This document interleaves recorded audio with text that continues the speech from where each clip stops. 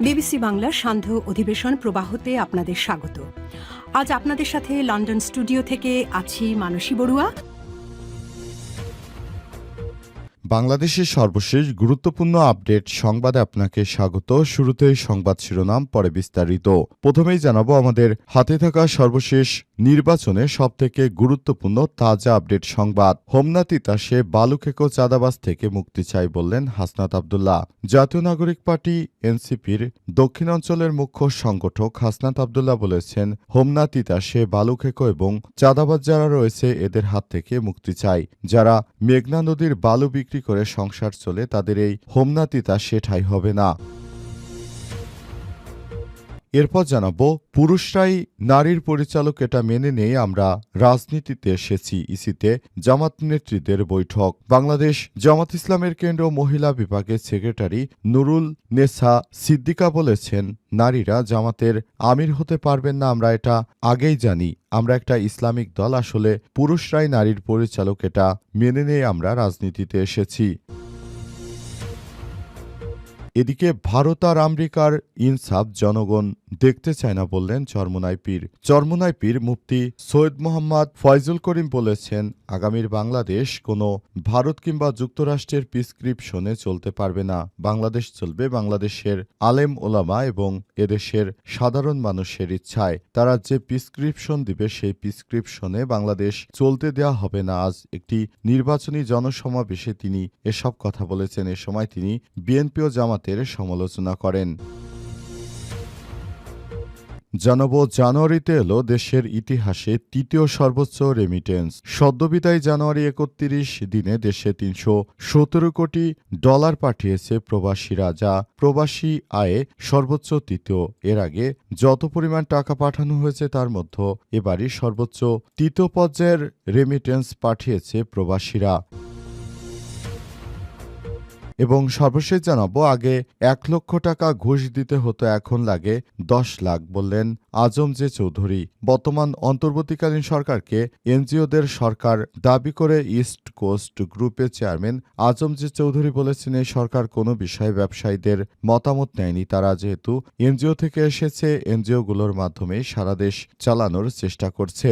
দেশে আদৌ কোনো সংস্কার হয়েছে কিনা এমন প্রশ্ন করে তিনি বলেছেন, জমির মিউটেশন করতে ডিসির কাছে এবং বিভিন্ন অফিসের মাধ্যমে যে হয়রানি হতে হয়, এরপর চাঁদাবাজিও আছে।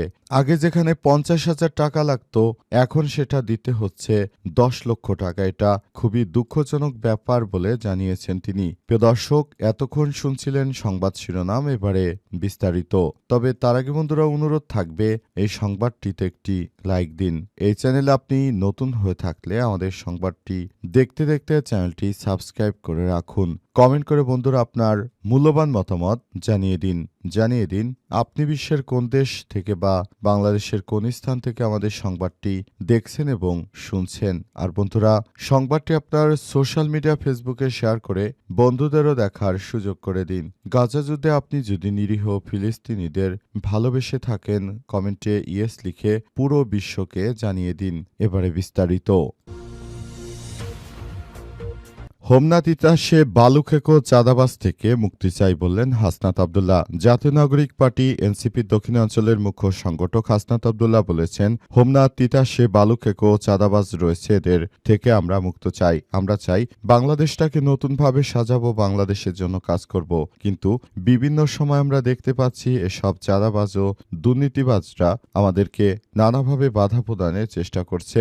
হাসনাত আব্দুল্লাহ আরও জানিয়েছেন, এই চাঁদাবাজদের বিরুদ্ধে আমাদের যে সংগ্রাম রয়েছে এটি অব্যাহত থাকবে। আমরা আগামীর বাংলাদেশ গড়ে তুলতে চাই, এজন্য চাঁদাবাজরা আমাদেরকে দেখতে পারে না। তারা ব্যাংক থেকে টাকা চুরি করে তারপর বিদেশে পাচার করছে। আমার আসনের এর আগে বিএনপির যে নেতা ছিল তার কথাই বলছি, তিনি ২০০১ সালে ১৩৬ কোটি টাকা ব্যাংক থেকে লুটপাট করেছে এবং এই টাকা বিদেশে পাচার করেছে। এরপর যখন ২০০৮ সালে তিনি ব্যাংকের ঋণ পরিশোধ করেননি, তখন নির্বাচনে তার প্রার্থিতা বাতিল হয়ে যায়। তখন তিনি আবার কিছু বিচারপতিকে কিছু টাকা পয়সা দিয়ে তিনি নির্বাচনে দাঁড়িয়েছিলেন। আবার তিনি টাকা পরিশোধ না করার কারণে 2026 সালে তার মনোনয়নপত্র অবৈধ ঘোষণা করে নির্বাচন কমিশন ইসি। এরপরও তিনি প্রায় ৩-৪টি আদালতের দ্বারে দ্বারে ঘুরেছেন তার এই ঋণ পরিশোধ না করেও, যাতে করে তিনি তার মনোনয়নপত্র বৈধ থাকে এমন ব্যবস্থাই তিনি করতে চেয়েছিলেন। কিন্তু আল্লাহ পাকের কাছে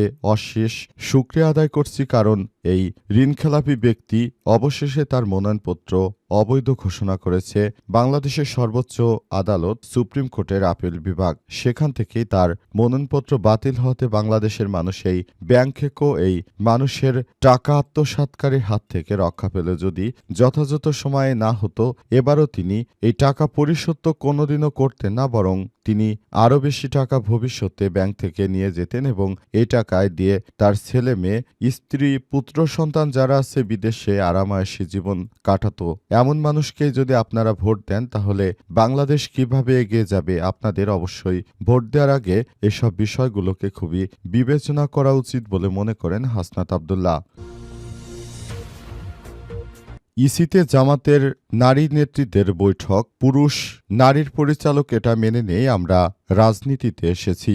বাংলাদেশ জামাত ইসলামের কেন্দ্রীয় মহিলা বিভাগের সেক্রেটারি নুরুন নেসা সিদ্দিকা বলেছেন, নারীরা জামাতের আমির হতে পারবেন না, আমরা একটা ইসলামী দল, আসলে পুরুষরাই নারীর পরিচালক এটা মেনে নিয়ে আমরা রাজনীতি করতে এসেছি। রাজধানীর আগারগাঁওয়ে নির্বাচন ভবনে প্রধান নির্বাচন কমিশনারের সঙ্গে বৈঠক শেষে এই কথা বলেছেন তিনি। এদিকে দেশের ইতিহাসে প্রথমবারের মতো দলটির মহিলা শাখার 4 গুরুত্বপূর্ণ প্রতিনিধির সঙ্গে বৈঠক করেছেন প্রধান নির্বাচন কমিশন ইসি এম নাসিরুদ্দিন আরও জানিয়েছেন, এই নির্বাচনটাকে করার জন্য জামাত ইসলামে যারা নারী কর্মীরা রয়েছে তারা আমাদের সঙ্গে সুন্দর একটি পরিবেশে বৈঠক করেছে। আমরা মনে করি তারা যেভাবে বলেছে, তাদের যে দাবি দেওয়া ছিল, আমরা সেভাবেই আগামী জাতীয় সংসদ নির্বাচনে সুষ্ঠুভাবে নির্বাচনটা দেওয়ার জন্য আমরাও প্রতিশ্রুতিবদ্ধ বলে জানিয়েছে নির্বাচন কমিশন। বাংলাদেশ জামাত ইসলামের পক্ষ থেকে তারা এসেছিলেন এবং তারা জামাতের যে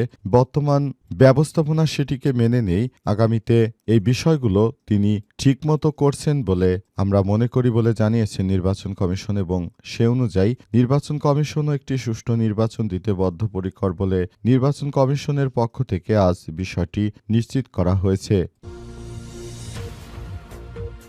ভারত আর আমেরিকার ইনসাফ জনগণ দেখতে চায় না বললেন চরমোনাইপির মুফতি সৈয়দ মোহাম্মদ রেজাউল করিম ও ফয়জুল করিম দুইজন জানিয়েছেন, আগামী জাতীয় সংসদ নির্বাচনে তারাই নাকি ক্ষমতায় আসবে, কারণ তারা বলছে শুধু আমরা জিতবই না, বরংস সবার থেকে বেশি ভোট পেয়ে আমরা জাতীয় সংসদ নির্বাচনে জিতব। তারা বলছে ভারতের প্রেসক্রিপশন কিংবা আমেরিকার প্রেসক্রিপশনে বাংলাদেশ কখনোই পরিচালিত হতে পারে না। বাংলাদেশ চলবে বাংলাদেশের জনগণের আকাঙ্ক্ষার উপরে। এ বাংলাদেশের মানুষের দীর্ঘদিনের যে প্রত্যাশা, সেই প্রত্যাশা অনুযায়ী আমরা কাজ করছি। আশা করছি যে নতুন বাংলাদেশ গড়ে তুলতে হবে এবং আমরা সে অনুযায়ী কাজ করছি। অন্তর্বর্তীকালীন সরকারের প্রধান উপদেষ্টা প্রফেসর ডক্টর মোহাম্মদ ইউনূসের সরকার যে নতুন বাংলাদেশ গড়ে তুলতে চান, সে অনুযায়ী সবাইকে একটি সুন্দর বাংলাদেশ গড়ে তুলতে হবে এবং সে অনুযায়ী সবাইকে কাজ করতে হবে। পুরো বাংলাদেশটা সুন্দরভাবে গড়ে তোলার জন্য সবাইকে আরো বেশি যার যার জায়গা থেকে দায়িত্বশীল পরিবেশের মধ্যে সেমন ভূমিকা রাখতে হবে। কেউ যদি আমেরিকার কথা বলে কিংবা ভারতের কথা বলে ভোট চায়, তাহলে কখনোই তাদেরকে ভোট দেবেন না, বরং তাদেরকে সময় দেব। আপনারা আগামী জাতীয় সংসদ নির্বাচনে সবকিছু সুন্দরভাবে গড়ে তোলার মধ্য দিয়ে আপনারা নিজেদেরকে সেভাবে প্রতিষ্ঠিত করুন যেভাবে আগামীর বাংলাদেশ সুন্দর হয়। কিন্তু আপনারা যদি বিদেশিদের প্রেসক্রিপশনে রাষ্ট্র পরিচালনা করেন, তাহলে সেটি বাংলাদেশের জনগণের জন্য কখনোই ভালো কোনো কিছু বয়ে আনবে না। সুতরাং এখনই সময় এসেছে আপনারা এসব জায়গা থেকে আপনাদের এই ব্যাপারগুলোকে সুন্দরভাবে গড়ে তুলুন, তা না হলে আগামীতে আরো বড় ধরনের সমস্যার সৃষ্টি হতে পারে বলে মন্তব্য করেছেন চরমোনাইপির।